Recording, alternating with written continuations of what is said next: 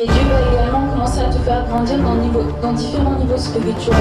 On va dire que tu dois toujours être bouillant pour Dieu, parce que il y a une chose que le diable attendra toujours, c'est que tu te refroidisses. Dans cette alliance avec Dieu, de toujours rechercher sa présence, rappeler le sacrifice de Jésus à la croix, parce qu'il n'est pas mort pour rien. Pour tout peuple, pour toute personne, de tout âge, de toute nation, de toute tribu. Allumer un feu dans ta vie où tu cherches la présence de Dieu. Les multitudes ne pourront te traverser, mais la présence de Dieu va faire de toi l'homme, la femme le plus heureux de la terre. Encourage ton frère et ta soeur et dis-lui tu as bien fait de venir. Félicitations parce que vous êtes venus. Regarde ton frère, regarde ta soeur, peut-être toi. Félicitations parce que vous êtes venus à l'église. Félicitations à vous aussi qui nous suivez à travers les réseaux sociaux.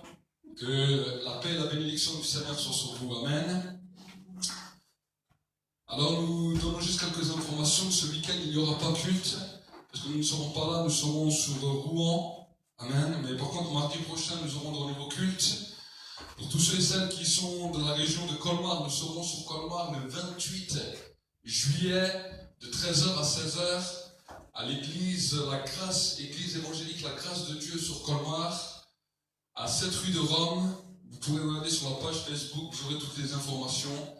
Et nous vous attendons parce que Dieu a encore des grandes choses à faire avec vous. Amen. Amen. Est-ce que vous êtes dans la joie de sa présence? Amen. Dis à ton frère, dis à ta soeur, Dieu a quelque chose pour toi ce soir. Amen. Dieu a quelque chose pour vous ce soir.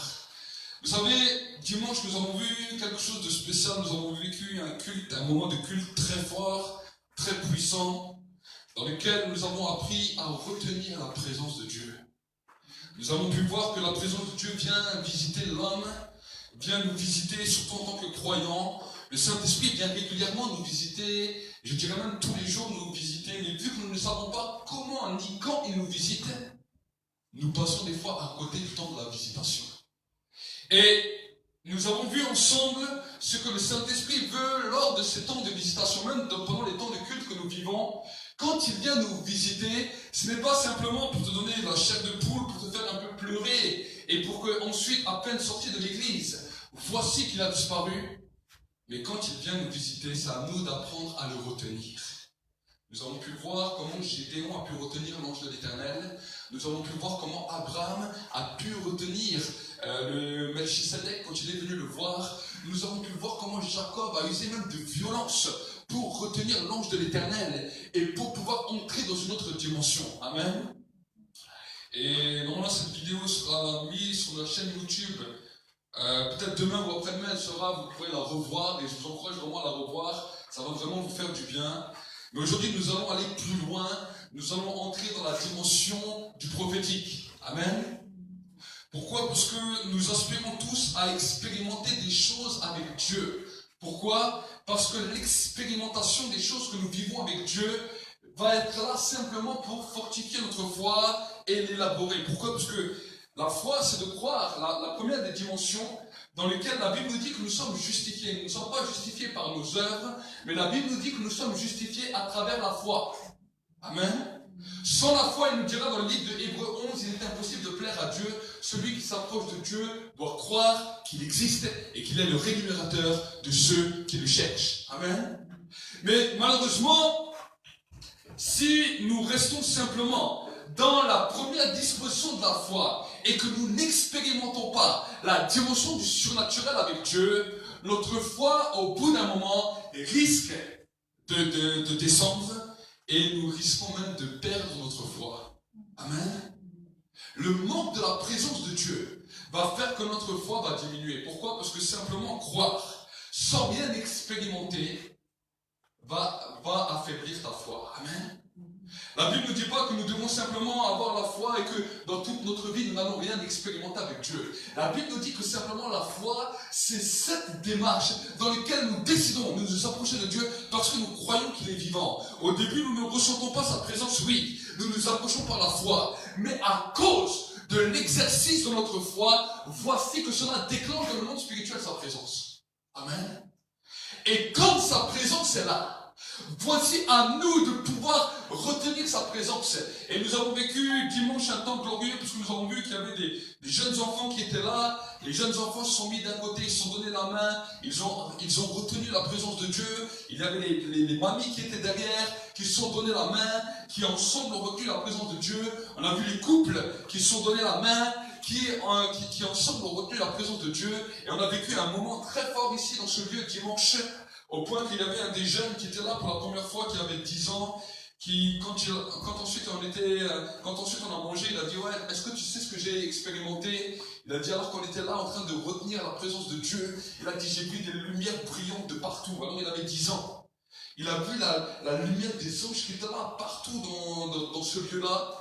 Et il a expérimenté quelque chose de glorieux à l'âge de 10 ans. Amen. Donc j'ai dit, si les enfants ont la capacité d'expérimenter quelque chose de glorieux, nous avons aussi une capacité de pouvoir saisir l'invisible. Amen. Et j'ai expliqué encore dimanche, j'ai dit, quand le Saint-Esprit vient, apprenez à le retenir. Amen. Apprenez à le retenir. Quand vous sentez sa présence en plein culte, comme avant nous avons loué, et qu'il y a un moment où sa présence vous visite, voici que tu le retiens, tu lui dis, Saint-Esprit, ne pars pas, reste encore. Reste encore. Et viens plus fort dans ma vie. Je veux plus de toi. Je veux plus de ta présence. Je veux un attouchement plus grand. Amen. Et pourquoi je vous dis cela? Parce que pour arriver dans une autre dimension, nous avons besoin de retenir sa présence. Et comme maintenant nous retenons sa présence, quand sa présence devient plus intense, maintenant nous avons une capacité. La prophétie, la parole prophétique devient une capacité. Je veux bien expliquer la différence entre la parole de connaissance, ce qu'on appelle la parole de révélation, de la parole prophétique.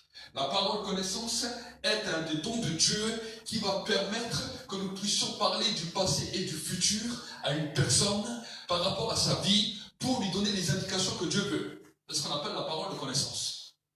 Mais la Bible nous parle de la parole de prophétie et l'apôtre Paul nous dira quelque chose de particulier. Il a dit, je souhaite que tous vous puissiez prophétiser. Pourquoi? Parce que la prophétie a 3 dimensions. La première des dimensions de la prophétie, la Bible nous dit, ça édifie, ça exhorte et ça console. Amen. Donc dans ton temps de prière, voici que maintenant la présence de Dieu est là. C'est pour cela qu'avant que la présence de Dieu vienne, ne parle pas trop de tes problèmes dans la prière. Amen. C'est important à savoir. Parce que si tu ne comprends pas ça, ton temps de prière, tu as déjà détruit les exaucements. Vous savez, souvent les gens n'ont pas compris ça et ils sont rentrés dans le temps de prière en disant tous leurs problèmes, tous leurs soucis, tous leurs tracas, tous leurs peurs, tout ce qu'ils ont. C'est-à-dire, tu vois cette situation, tu vois ce que ça fait, intervient, ceci, cela. Ils ont détaillé tout alors que la présence de Dieu ne se fait pas encore manifester dans leur temps de prière. Est-ce que vous lisez? Et quand la présence de Dieu vient, voici qu'ils sont tellement distraits qu'ils continuent à se plaindre et au bout d'un moment, Dieu ferme les oreilles. Et là, l'exaucement n'est pas là. Et là, les gens pleurent. Ils disent, mais pourquoi? J'ai senti la présence de Dieu. Je priais, j'ai crié à Dieu, et pourtant Dieu ne m'a pas répondu. Dieu ne m'a pas exaucé. Pourquoi? Parce que ta prière était basée sur toi-même et non sur Dieu. La première des dimensions, c'est la recherche de la présence de Dieu. Peu importe tes problèmes, peu importe tes difficultés, peu importe tes soucis, laisse cela de côté. Parce que la Bible nous dit que les soucis et les problèmes de ce monde, les peurs et les soucis de ce siècle sont semblables au péché. Ce sont des ronces qui viennent autour de la parole et la Bible nous dit que ça la rend infructueuse. Est-ce que vous comprenez? La peur et les soucis de ce monde sont pareils au péché, ça étouffe la parole et ça la rend infructueuse. Donc, Dieu a compris ça. Donc, il a dit, pour que tu ne puisses pas entrer dans cette disposition, maintenant, quand tu commences à entrer en prière, entre avec un cœur qui recherche Dieu, entre avec un cœur qui recherche la présence de Dieu. Même si le diable te dit, non, regarde tes problèmes, même s'il te met une loupe sur tes yeux, ferme les yeux et dis, je ne veux pas regarder cette loupe, parce que ça, c'est pas une vision prophétique, ça, c'est une vision catastrophique. Est-ce que vous comprenez? Mais maintenant, quand la présence de Dieu est là, retiens-le. Dis-lui, Saint-Esprit, je te retiens. Vous savez, nous avons vu ensemble la dernière fois la différence entre la grâce et la faveur. Et on a parlé d'une grande femme de Dieu qu'on appelle Esther.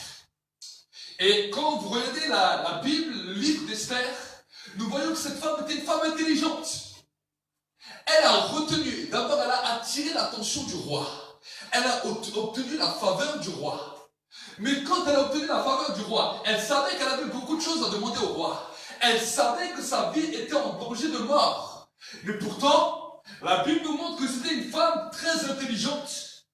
Parce qu'elle ne l'a pas demandé à la première coup de faveur.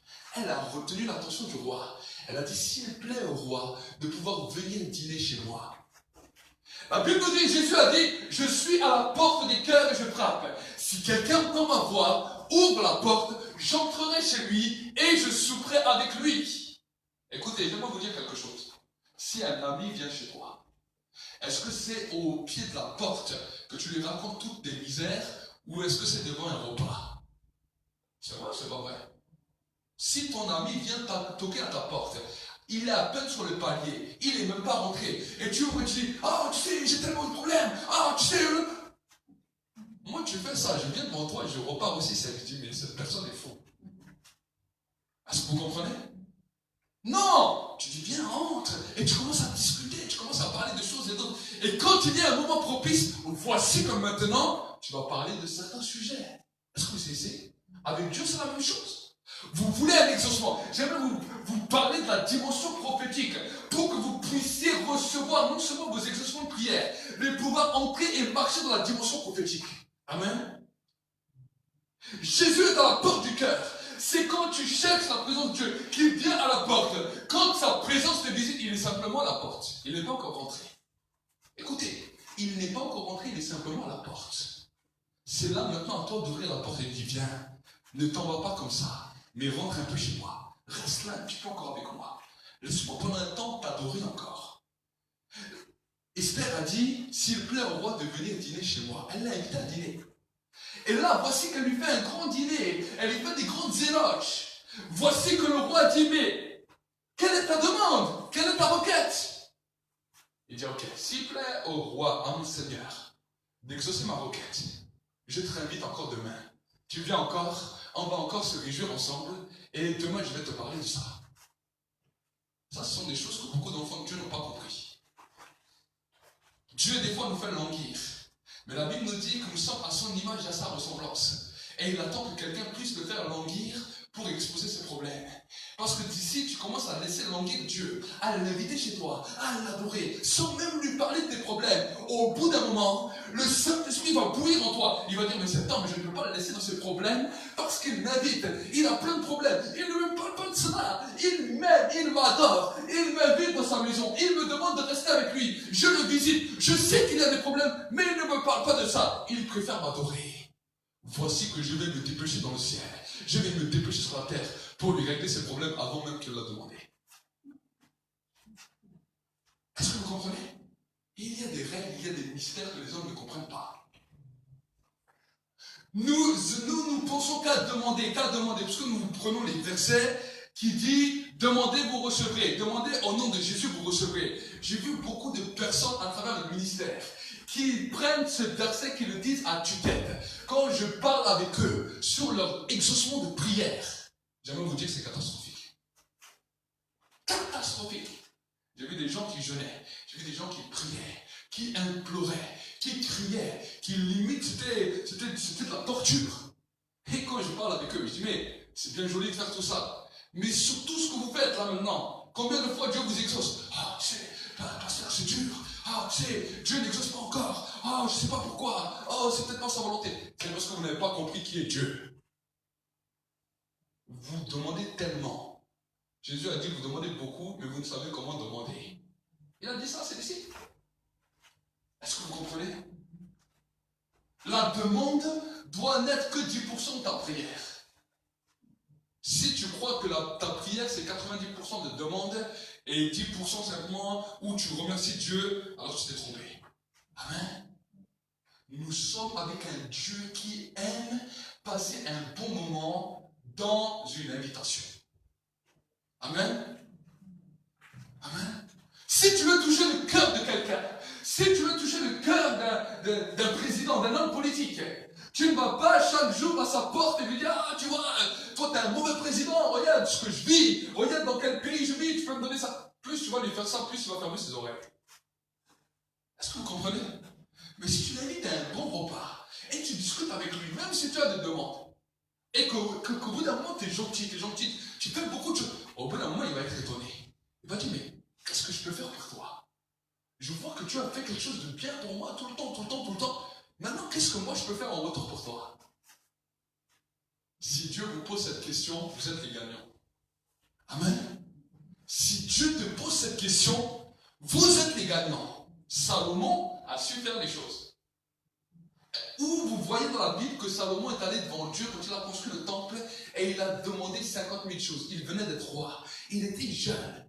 Il venait d'être roi. La Bible nous dit que la seule chose qu'il faisait, il dressait les autels et il invoquait Dieu. Il dressait les autels et il invoquait Dieu. Pourtant, il avait plein de peur. Pourtant, il avait plein de problèmes dans son royaume. Ses frères voulaient lui faire la peau.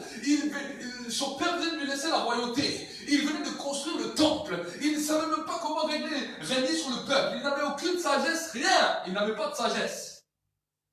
C'est la Bible qui nous l'apprend. Au début, il n'avait aucune sagesse. Il ne savait même pas comment régner. Pour lui, c'était quelque chose de difficile, quelque chose qu'il n'arriverait pas. Mais pourtant, il a décidé quoi? Il a décidé de dresser des autels et d'invoquer Dieu. De dresser des autels. Il a appelé tous les sacrificateurs. Il a dit, on va faire un temps où on va retenir la présence de Dieu. Et la Bible nous dit que la gloire, la nuée est descendue dans le temple, au point que même les sacrificateurs ne tenaient plus debout. Et quand la gloire était là, Salomon a dit, non, je veux rester dans cette gloire.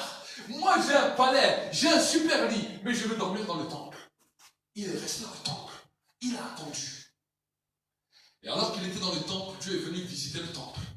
Il a vu que le grand roi, celui que tout le monde applaudissait, était là et il l'invoquait simplement. Il savait qu'il avait plein de problèmes. Il savait qu'il avait plein d'ennemis. Il savait qu'il avait besoin d'argent. Il savait qu'il avait besoin de toutes sortes de choses pour pouvoir régner sur le royaume. Et il l'appelle. Il dit, Salomon, qu'est-ce que je peux te donner? Est-ce que tu veux la mort de tes ennemis? Est-ce que tu veux que je te remplisse d'argent? Qu'est-ce que tu veux? Tout ce que tu me demanderas ce soir, je te l'accorderai. Voici que Salomon est passé d'un temps normal, d'un temps de recherche, d'un temps où il a su retenir la présence de Dieu dans une dimension prophétique. C'est ça qu'on appelle la dimension prophétique. Amen. Le temps où tu as su retenir la présence de Dieu et que Dieu maintenant te fait entrer, te propulse vers ton avenir. Mais ce qui est bien avec Dieu, c'est que Dieu a un plan pour nous, Dieu a un projet pour nous, mais Dieu vient aussi te demander ce que toi tu veux. Est-ce que vous comprenez? C'est pour cela qu'avant de demander des choses à Dieu, la Bible nous dit, quand tu entres dans la maison de Dieu, réfléchis bien à ce que tu demandes. Ne sois pas comme les insensés, qui racontent des choses et des choses et des choses, et qui ne tiennent jamais la route. Est-ce que vous comprenez? Comprends bien que quand tu viens, Dieu va t'écouter. Et la Bible nous dit que Salomon a dit, bon, il a réfléchi. C'est un homme qui a réfléchi. Il a dit, moi Seigneur, je ne te demande pas grand-chose. Je te demande juste la sagesse. Tu vois comme c'est des fois difficile de conduire ce peuple. Moi, je ne suis pas encore sage. Je suis un petit jeune. Je ne sais pas comment faire les choses. Je te demande simplement de m'aider. Je te demande vraiment que tu me donnes une sagesse. Si déjà tu me donnes la sagesse, ça me suffit. Et la Bible nous dit que Dieu était choqué. Il dit, mais tu m'as cherché, tu m'as invoqué. Tu as appelé ma présence. Et maintenant, je suis là. Et en fait, ta seule demande, c'était la sagesse. Il dit, ok. Puisque tu m'as rien demandé d'autre, moi Dieu, je vais te donner tout ce que tu voulais. Il n'y aura aucun roi comme toi sur la terre. Parce que tout ce que tu as besoin, je comblerai en tout. Est-ce que vous comprenez? Il avait compris, il avait su ce qu'il fallait demander à Dieu. Amen. Vous savez que la dimension prophétique va réaliser vos projets. Est-ce que vous comprenez?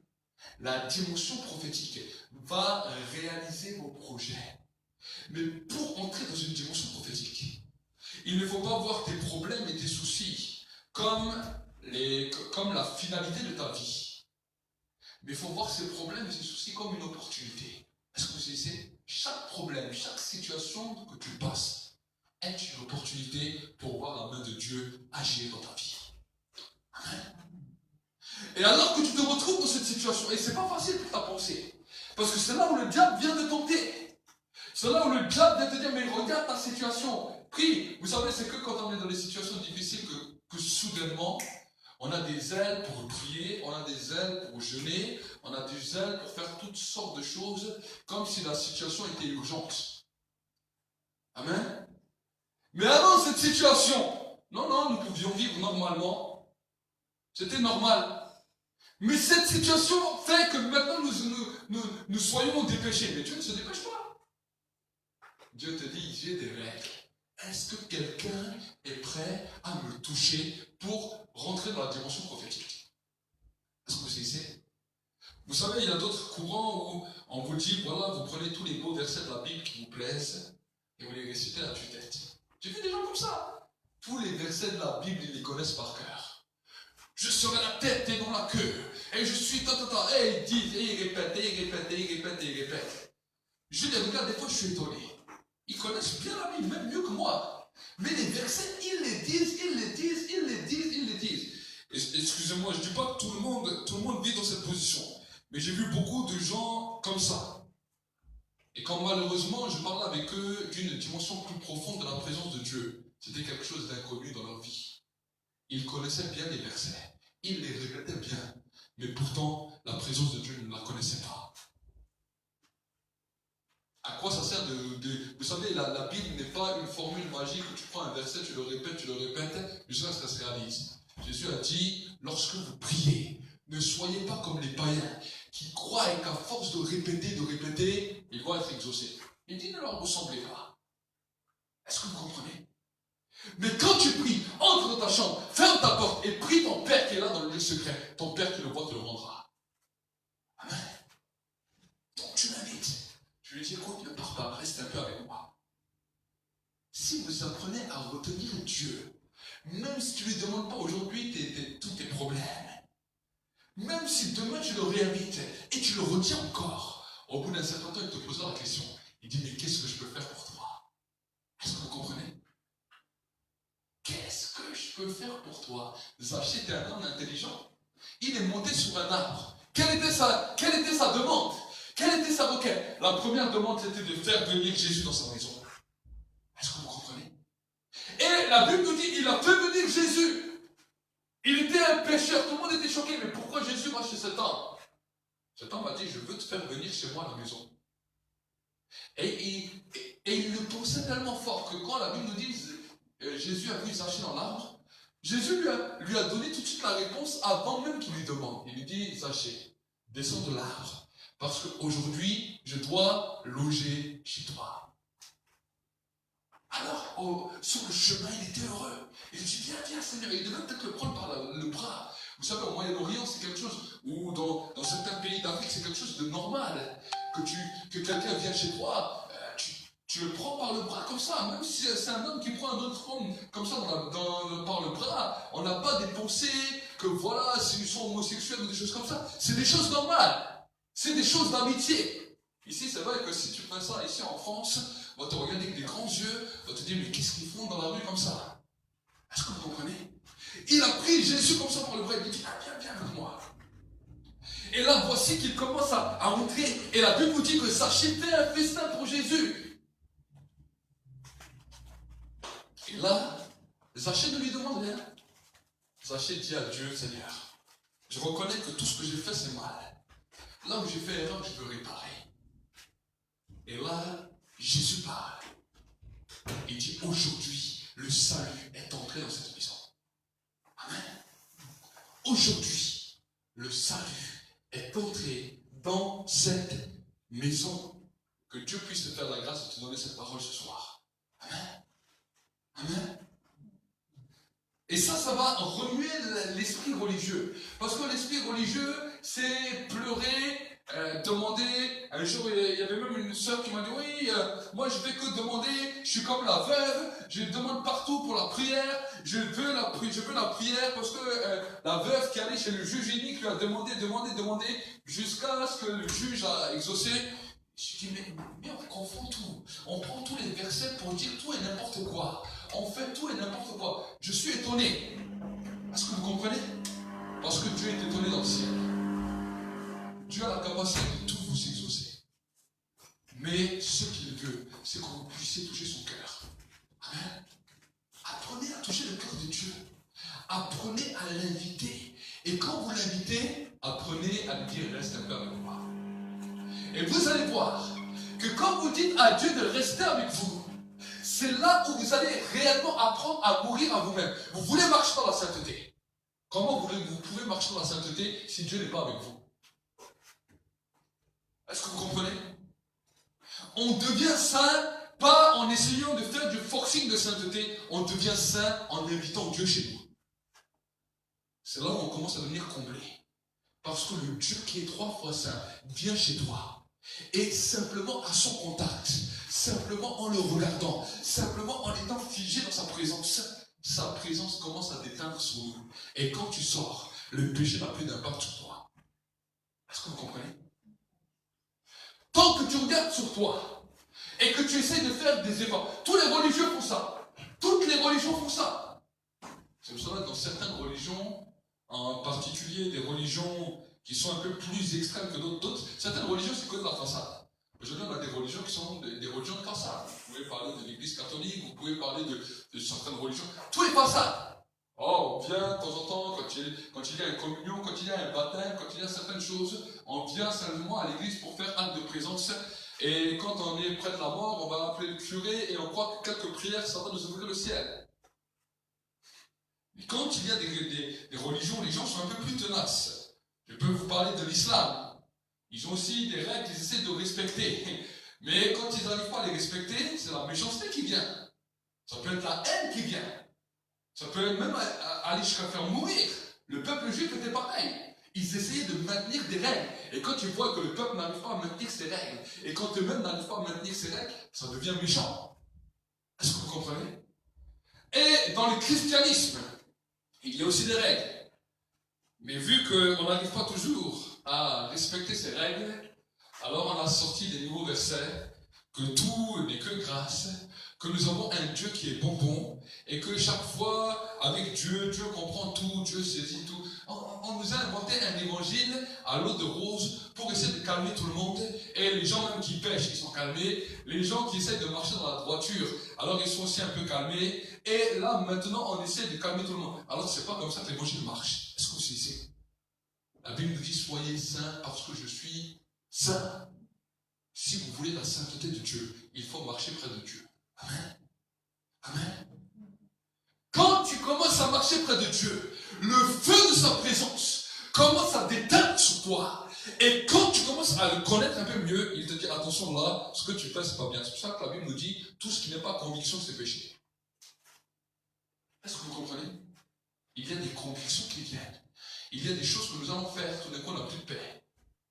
Alors arrête de faire ça. Si tu n'as plus de paix, recherche le Dieu de paix. Amen. Et là tu commences à découvrir Dieu dans une nouvelle dimension. Et quand sa présence vient te visiter, alors faites un essai. Déjà-moi, vous demandez de faire un essai. La Bible nous dit que Dieu a créé le ciel et la terre en 7 jours. Amen. 7 jours.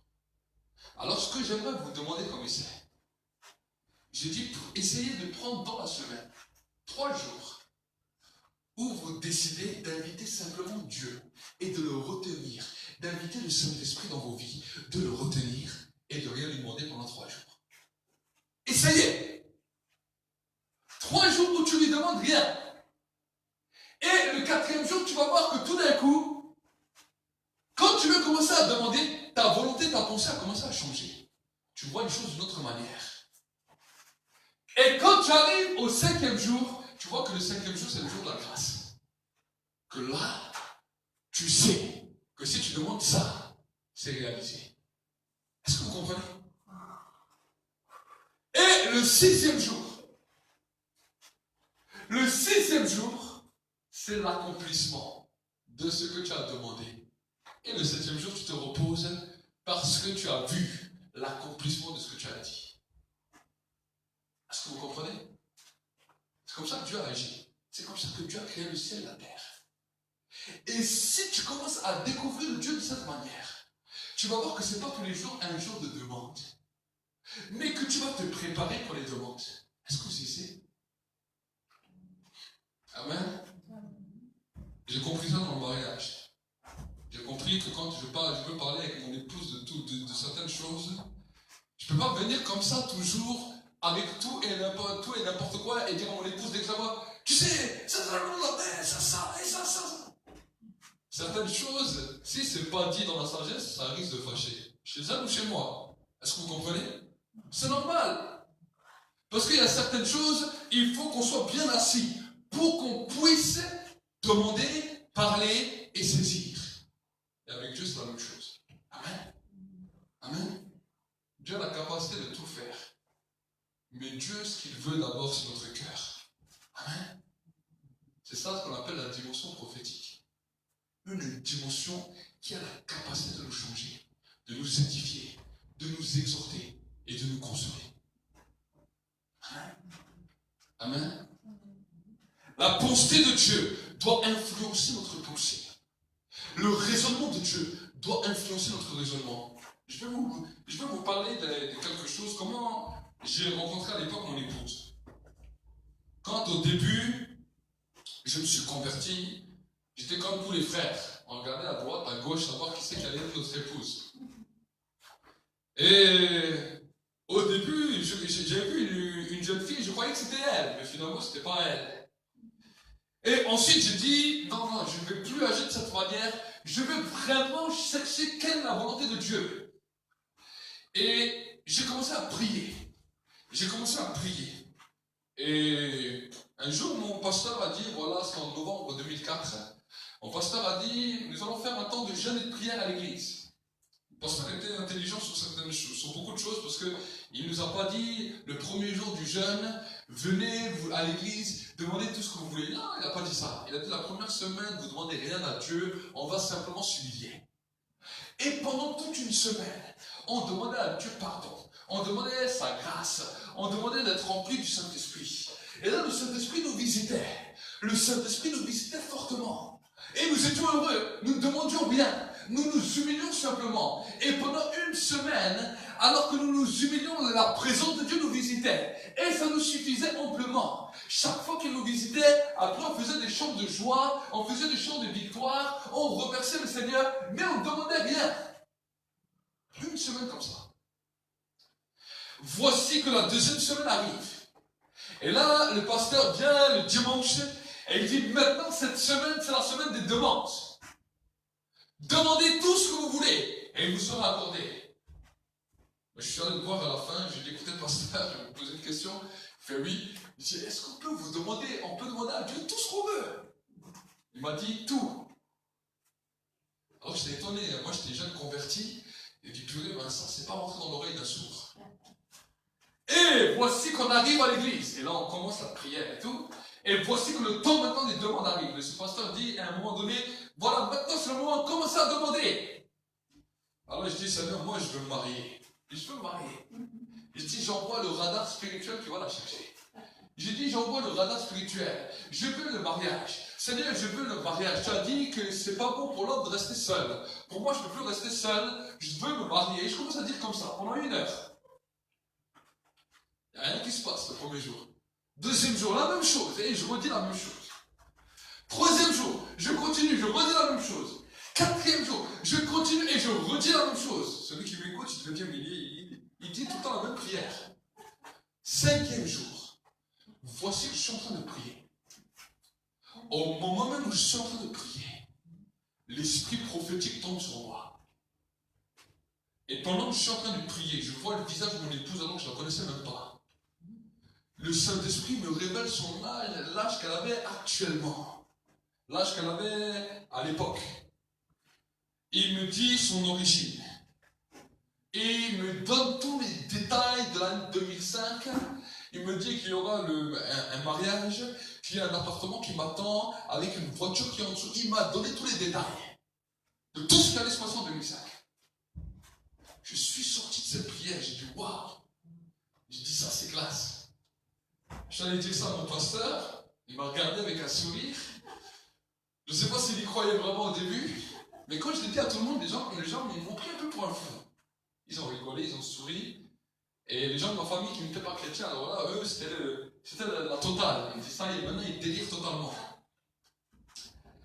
Et comme ça, on était pendant 21 jours. La journée, on ne mangeait pas, on ne buvait pas, on mangeait juste le soir.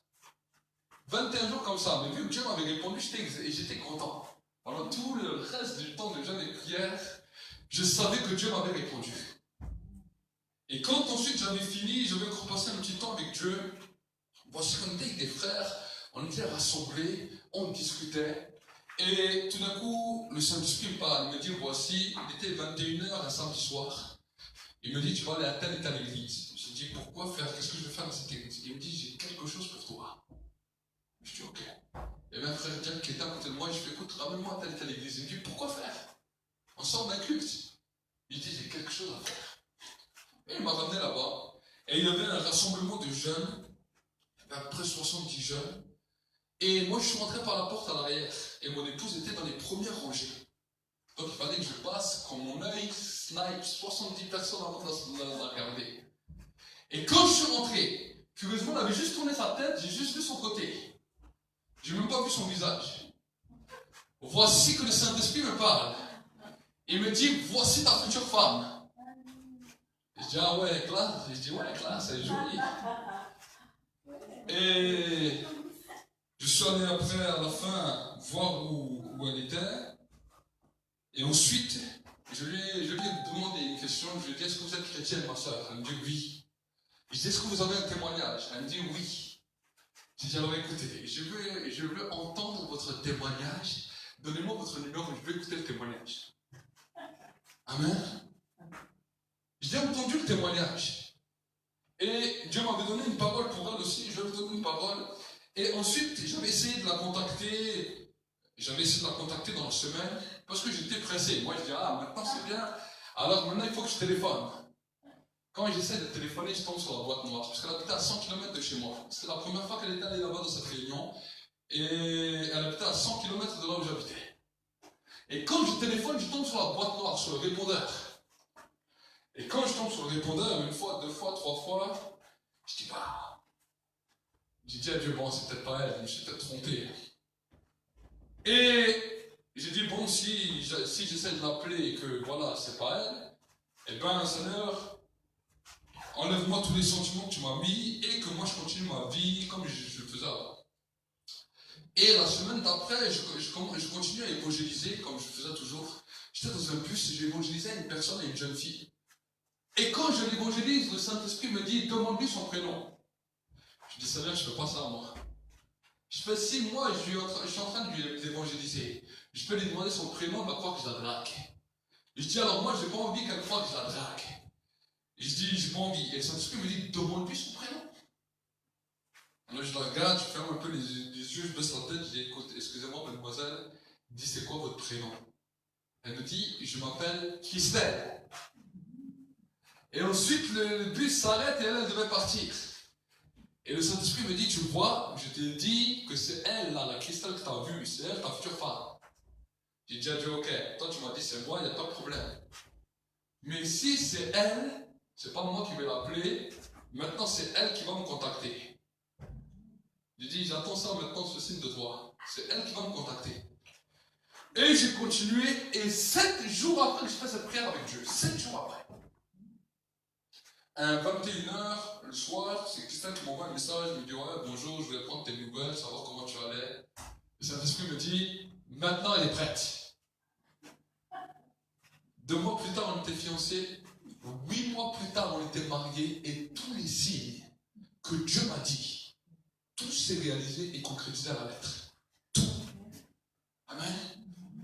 Nous avons un Dieu d'exception, un Dieu de grâce, et chaque fois j'ai vu dans ma vie comment Dieu agissait. Amen. J'ai vu que la dimension prophétique ne touchait peut-être pas tous les jours. C'est pas tous les jours que je me lève et je commence à prophétiser. C'est pas comme ça que ça fonctionne. J'invite la présence de Dieu. La présence de Dieu est là. J'aime qu'il reste là. Et quand il reste là, quand il y a un moment donné, tout d'un coup, des fois, il me dit lui-même, parle sur ton problème. Des fois, il me dit, qu'est-ce que tu penses sur ce problème? Il m'a déjà dit, parle sur ce problème. Change le problème. Des fois, la dimension prophétique, c'est que lui-même me montre en vision, ou me montre en réalité, me parle clairement, il me dit, voilà, je vais faire ça, ça, ça et ça. Regarde seulement ce que je vais faire. Est-ce que vous comprenez? C'est ça que vous devez apprendre à comprendre. Parce que quand vous rentrez dans cette dimension, vous allez voir qu'avec Dieu, tout est possible. J'ai vu des miracles dans tout genre. Que ce soit pour le mariage. Je vous raconte, quand au début j'ai lancé le mariage, je n'avais rien. Je n'avais pas d'argent. Je n'avais pas de travail. J'avais des dettes jusqu'à par-dessus la tête de mon ancienne vie. Et là, je lance un mariage comme ça, sans rien. Et 2 mois avant le mariage, j'avais juste réussi à trouver un petit travail pour pouvoir acheter des alliances.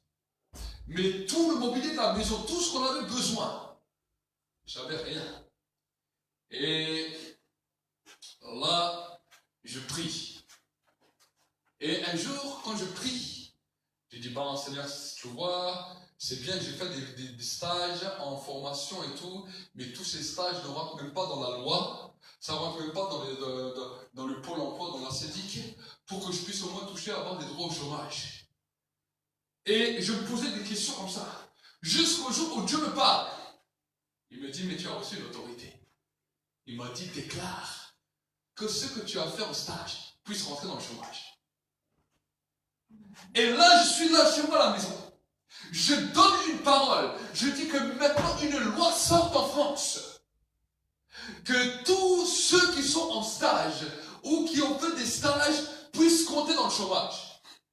C'est en 2005. Voici que 1 ou 2 semaines plus tard, une loi sort dans le pays. Tous ceux qui ont bénéficié de formation ont le droit au chômage. J'étais content. Je suis allé au pôle emploi et j'ai dit, bon, je ne vais pas gagner de l'or, je ne vais pas gagner des millions, mais au moins j'ai déjà un minimum pour pouvoir mon foyer. Amen. On était à 1 mois et demi du mariage. 1 mois et demi. Je suis arrivé au pôle emploi. À l'époque, ça s'appelait la CEDIC. Et je suis allé, j'ai posé tous mes papiers, tout bien fièrement. Et le monsieur, il tape sur son ordinateur, il dit, ah oui, vous avez le droit à tant et tant de droits, pendant tant et tant de temps. Et moi, j'étais content, je disais, merci Seigneur. Dans mon cœur, je disais, merci Seigneur, parce que tu as fait l'impossible. Dans la situation où j'étais, tu m'as ouvert une porte, même si ce n'est pas beaucoup, je te remercie. Et là, alors, que simplement j'ai écouté la voix de Dieu, pour entrer dans cette dimension prophétique, voici que l'homme qui est derrière l'ordinateur me regarde et il est choqué. Et il tape sur son ordinateur, il regarde son ordinateur et il est encore choqué. Et il me dit, monsieur Zouach, j'ai un petit problème. Je dis, ah bon? Après, je dis, tu vas pas me dire que ça passe pas. Je dis, quel genre de problème vous avez? Il me dit, on vous doit de l'argent. Et il me dit, je dois vous donner cet argent tout de suite, cash, en liquide. Alors, j'étais plusieurs fois dans un pôle emploi, j'étais plusieurs fois dans une ACEDIC, mais ça, on ne l'a jamais fait. Et je dis, mais ok, je dis, mais. Il me dit, je vous donne une grosse somme, je dois vous la donner immédiatement en liquide. Je dis, ah bon? Écoutez-moi, il a sorti une enveloppe. Et il m'a donné, c'était combien? Pratiquement 4 000 € en liquide. Ou 3 000. Ouais. On avait après 2-3 000 €, comme ça qu'il me donne en liquide. En plus de droits. Dans une enveloppe. Il me dit, ça c'est pas pour moi. Ça c'est pour vous, tenez, je ne peux pas le garder, il m'a fait signer un papier, et il ne m'a même pas donné de reçu, et il m'a donné tout l'argent en liquide dans une enveloppe. Je suis sorti comme ça du pôle emploi. J'avais une poche pleine. Je suis rentré chez moi. Et mon épouse se posait des questions, comment on va faire des achats pour acheter une gazinière, pour acheter un frigo, pour acheter toutes sortes de choses. Et moi je rentre, je prends le prospectus, je dis à ma femme, bon, enfin ma future femme, parce qu'on n'était pas encore mariés, je dis à ma fiancée, je dis bon, dis-moi qu'est-ce que tu vas acheter. Vas-y, je dis choisis, je dis on va aller au magasin, on achète. Elle me dit arrête de te moquer de moi. Je dis, choisis.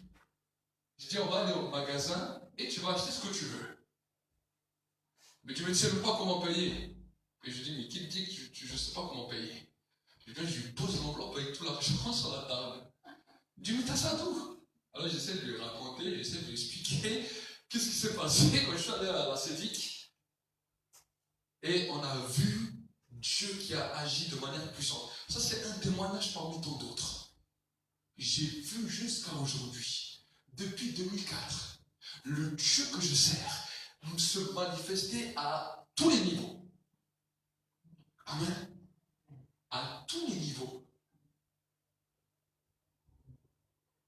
Tout n'est qu'un miracle. Même cette salle, vous voyez tout ça, tout ce que nous avons, tout relève d'un miracle. Amen. À cause d'une chose. Parce que d'abord, nous étions en sa présence. Et là, voici Dieu a commencé à ordonner, ou des fois il nous demandait de nous-mêmes faire des choses et de nous-mêmes déclarer. Amen. La déclaration des prophètes n'intervient que quand Dieu te donne l'ordre. Les déclarations positives que tu apprends par cœur, si Dieu ne te donne pas l'ordre, ces déclarations ne servent à rien. Ce sont des balles que tu lances inutilement. Écoute bien. Est-ce que vous comprenez? Est-ce que vous comprenez? Je veux peut-être vous changer votre manière de faire spirituelle. Votre manière de faire, vous l'avez fait, vous l'avez refait, vous l'avez refait, vous l'avez refait. Ça n'a rien changé. Et il ne faut pas me dire que ça marche. J'ai vu trop de gens que ça ne marche pas. Amen. J'ai vu trop de gens qui essayent. Alors si une fois ça marche, tout le monde crie Amen. Mais le trois quarts des gens qui essaient de suivre la même chose, ça ne marche pas. Pourquoi? Parce que Dieu a des règles, Dieu a des principes. Si par contre tu connais les principes de Dieu, j'aimerais te dire que tu vas voir le Dieu en action, toujours agir. À toutes les personnes à qui on a enseigné ces règles, et qu'on a demandé simplement de dire, si tu veux simplement mener en pratique, on a vu le résultat, on a vu Dieu qui agit. Amen. On a vu le Dieu de gloire se manifester et agir d'une manière puissante et d'une manière éclair. Amen. Je veux que tous tes amis, toutes tes familles, tous les gens que tu connais soient étonnés parce qu'ils vont voir le Dieu de gloire se manifester en toi.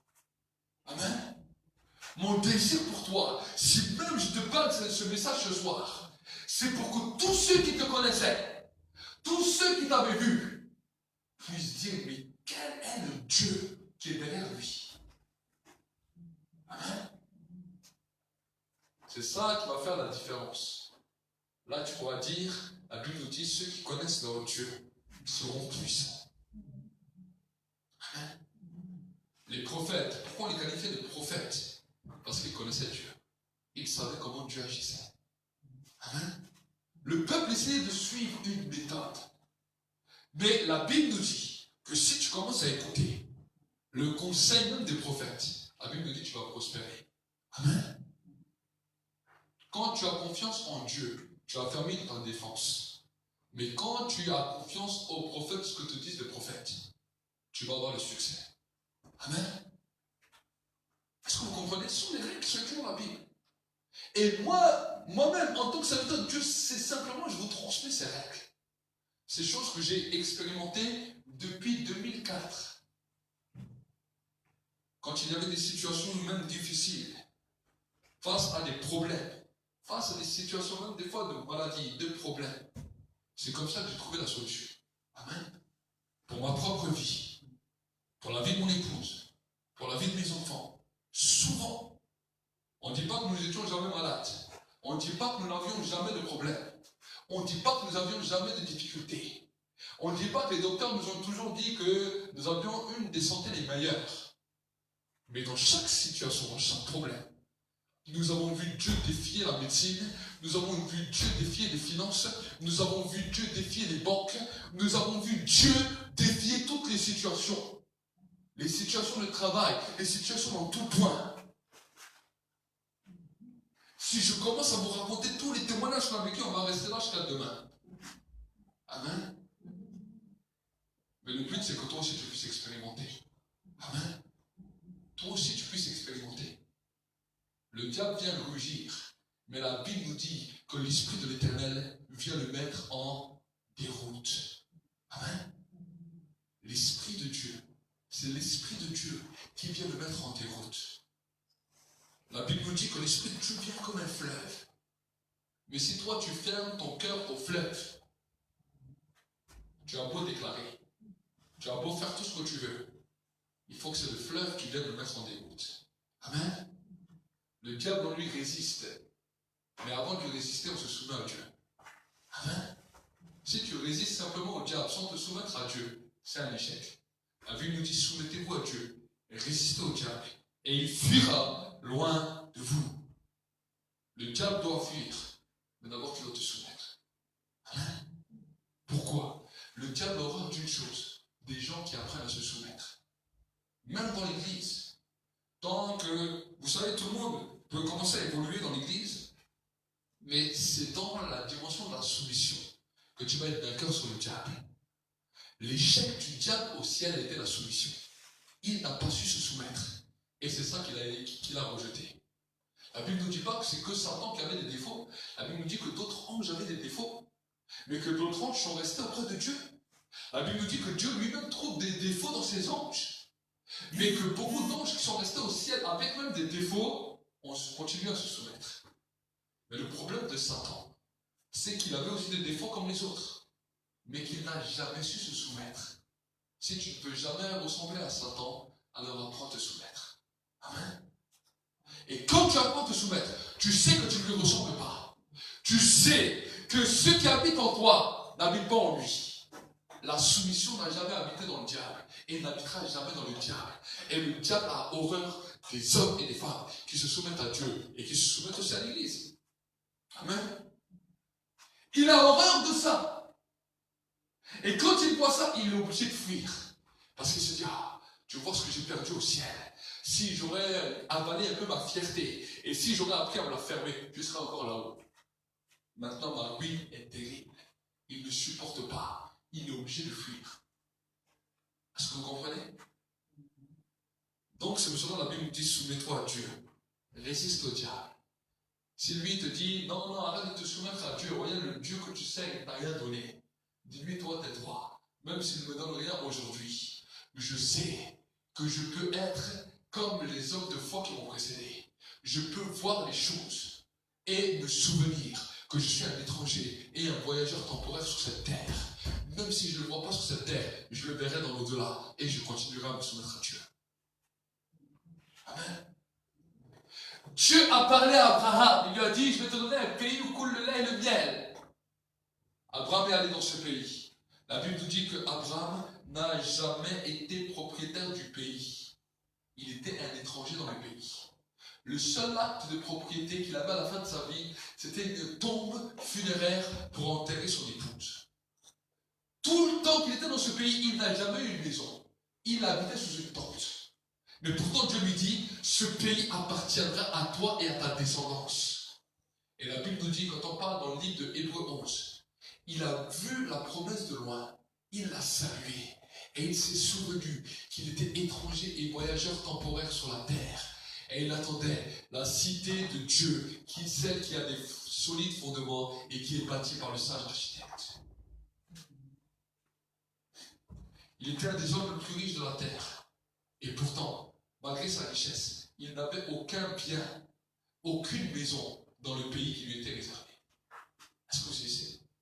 Mais pourtant, dans son cœur, il savait que ce pays lui appartenait déjà. Et quand il avait l'acte funéraire, la propriété funéraire, pour enterrer son épouse Sarah, il savait qu'à cause de ça, ce qu'il mettait en terre là, allait bientôt germer et que tout le pays lui appartiendrait. Jésus a dit, si le grain ne tombe en terre et ne meurt, il ne peut produire du fruit. Des fois, c'est les choses, ce que j'ai appris avec Dieu, c'est quand des fois nous voulons tellement quelque chose. Il y a beaucoup de choses que je voulais au début, je ne les ai pas touchées dessus. Mais quand j'ai appris à me soumettre simplement à sa présence, et quand à des moments j'ai dit, ben Seigneur, si toi tu décides que je l'ai, ok, si toi tu décides plus que je l'ai, ben tant pis, je te bénirai quand même. Quand j'arrivais dans cette disposition de cœur, il commençait à me donner tout ce que je voulais. Mais tant que j'y étais attaché, tant que je restais ferme, non, je veux ça, je veux ça. Des fois, moi, je donnais beaucoup de sueur et je ne voyais pas grand-chose. Amen. Mais quand je commençais à découvrir qui était Dieu, ma vision des choses a changé. Amen. Et j'ai découvert que être dans sa présence vaut mieux que toutes les bénédictions du monde.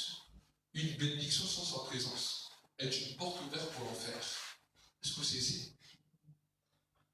Mais même s'il n'y a pas de bénédiction, mais que la présence de Dieu est là, alors tu sais que même dans une terre stérile, même où il n'y avait rien, Dieu peut susciter une oasis. De rien, Dieu peut créer. La terre était informe et vide, et Dieu a créé la terre. Amen. Nous allons prier ensemble.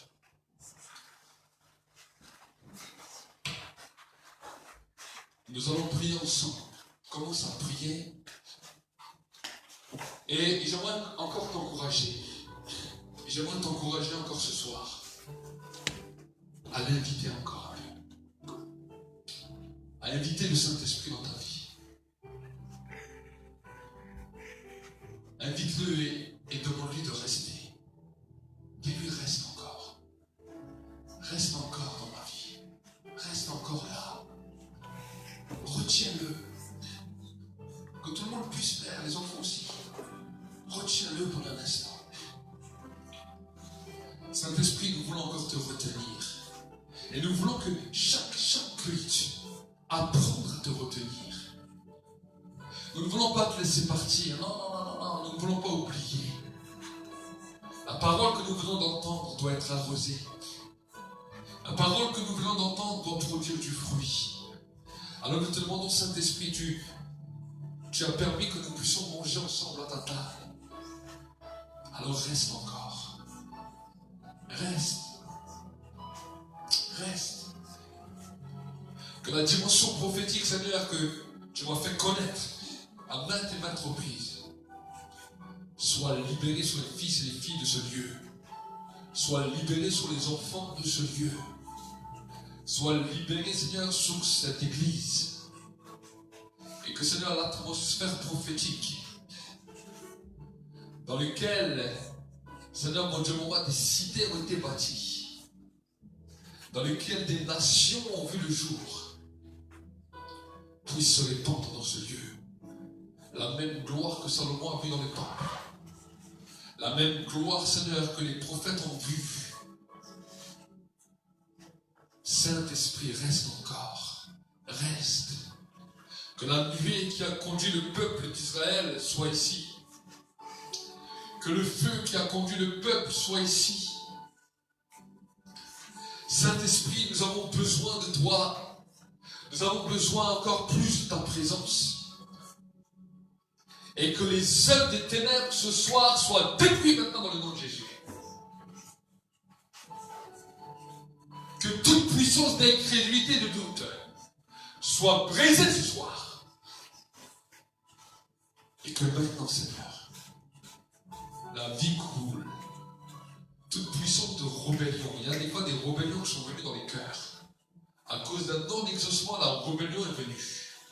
Je réprime ces rébellions maintenant. Je détruis ces œuvres de rébellion.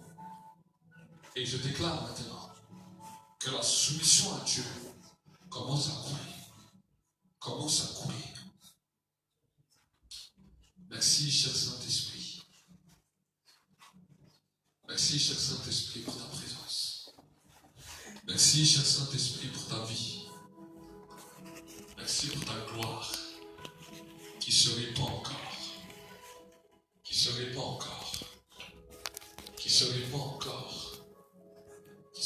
Et Dieu va également commencer à te faire grandir dans différents niveaux spirituels. On va dire que tu dois toujours être bouillant pour Dieu, parce que il y a une chose que le diable attendra toujours, c'est que tu te refroidisses. Dans cette alliance avec Dieu, de toujours rechercher sa présence, rappeler le sacrifice de Jésus à la croix, parce qu'il n'est pas mort pour rien.